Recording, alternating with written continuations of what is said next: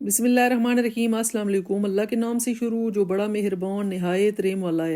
Welcome करती हूँ आपको अपने यूट्यूब चैनल पे इस दुआ और उम्मीद के साथ कि आप सब खैर खैरियत से होंगे।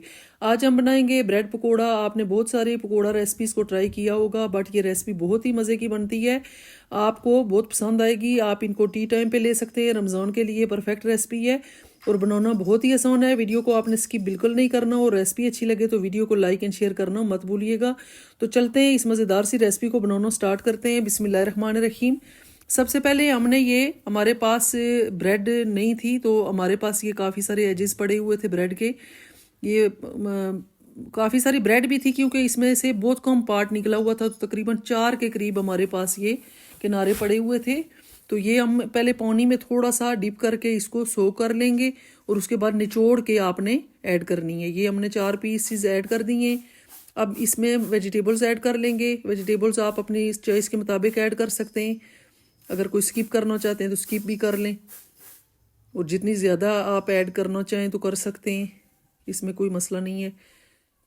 ये ग्रेट किया हुआ एक आलू हमने ऐड किया है। उसके बाद हमने एक प्याज ली है मीडियम साइज़ की, वो भी हमने लंबाई में कट करके ऐड कर दी है। 1 कप हमने बंद गोभी ऐड की है। बाकी भी आप आजकल सब्जियां बहुत अच्छी अच्छी फ्रेश सब्जियां आई हुई हैं, जो बस सब सीज़न उनका ऑफ होने वाला है तो वो आप स्टोर कर सकते हैं और रमज़ान में इस्तेमाल कर सकते हैं। अब हम इसमें कॉर्नफ्लोर ऐड करेंगे पकोड़ों को क्रिस्पी और क्रंची बनाने के लिए। 3 टेबल स्पून और हाफ कप हमने मैदा बेसन लिए। स्पाइसेस ऐड कर लेंगे। नमक ऐड करेंगे 1 टीस्पून।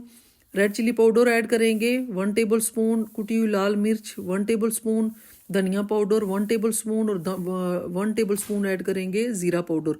ये थोड़ी सी अजवाइन हमने मसल के हाथ पे इसको थोड़ा सा हमने क्रश करके ऐड कर दिया है, क्योंकि ये गैस वगैरह नहीं होती पकोड़े खाने से।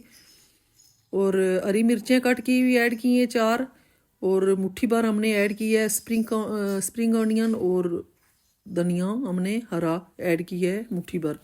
अच्छे से इनको मसल के सब्जियों को आपने ये अमेज़ा तैयार कर लेना है। आपने पानी बिल्कुल ऐड नहीं करना, क्योंकि ये ब्रेड भी गीली होती है और ये सब्जियां जो हैं ये पानी छोड़ना शुरू हो जाती हैं आहिस्ता आहिस्ता।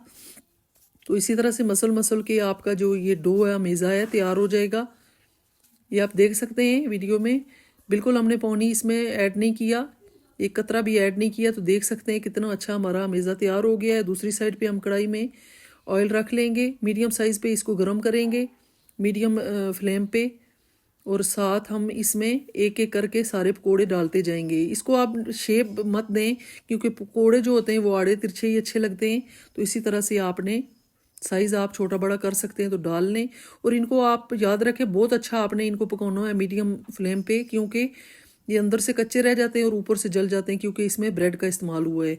तो आपने 4 से 5 मिनट लगेंगे उलट पुलट करके इनको अच्छे से आपने पका लेना है। ये हम निकाल लेंगे पकोड़े। ये आप देख सकते हैं कितनी प्यारी लुक आई है और मज़े के हमारे पकोड़े तैयार हो गए। इसी तरह से हम बाकी के पकोड़े भी फ्राई कर लेंगे। इसी दौरान अगर आप मेरे चैनल पे न्यू हैं तो प्लीज़ मेरे चैनल को सब्सक्राइब करें, वीडियो को लाइक एंड शेयर कर दिया करें।